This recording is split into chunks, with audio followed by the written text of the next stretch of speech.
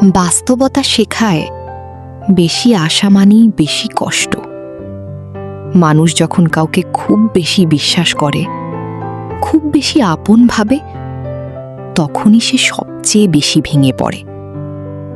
কারণ প্রত্যাশা যত বড় হয়, ভাঙার শব্দটাও তত গভীর হয়। একটা সময় মানুষ ভাবতে শুরু করে এই মানুষটা কখনো বদলাবে না, কখনো ছেড়ে যাবে না। কিন্তু বাস্তবতা ধীরে ধীরে বুঝিয়ে দেয় মানুষ বদলায়, অনুভূতি বদলায়, আর সম্পর্কও একসময় দূরে সরে যায়।